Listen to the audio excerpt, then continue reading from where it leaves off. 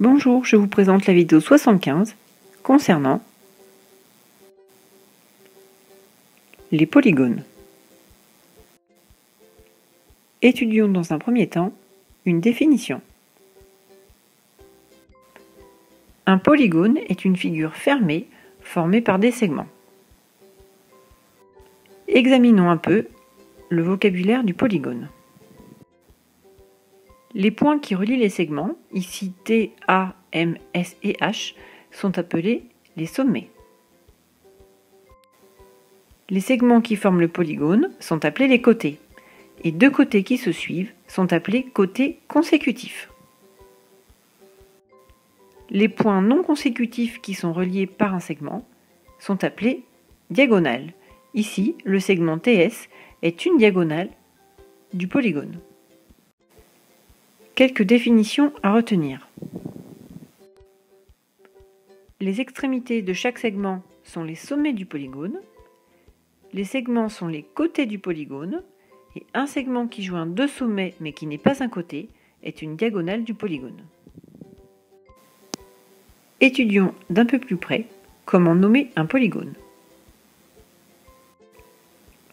Pour nommer un polygone, il suffit de commencer par l'un des sommets et de toujours tourner dans le même sens.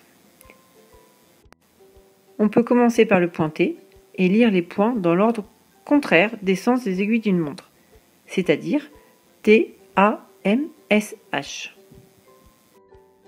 Ou encore, toujours commencer par la lettre T, mais cette fois-ci tourner dans le sens des aiguilles d'une montre, c'est-à-dire T, H, S, M, A.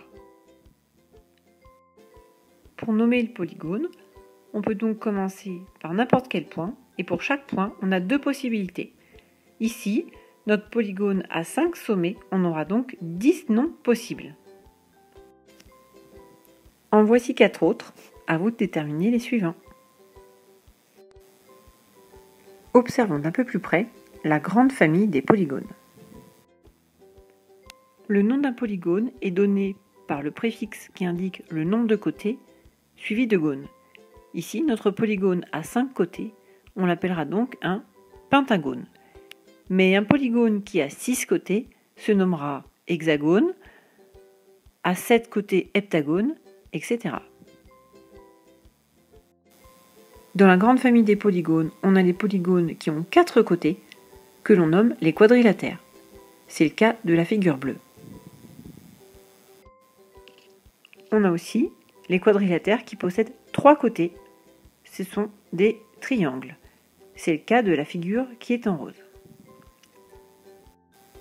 Il faut donc faire attention à l'ordre des points et utiliser le bon vocabulaire. J'espère que tout est clair. Alors maintenant, bon courage!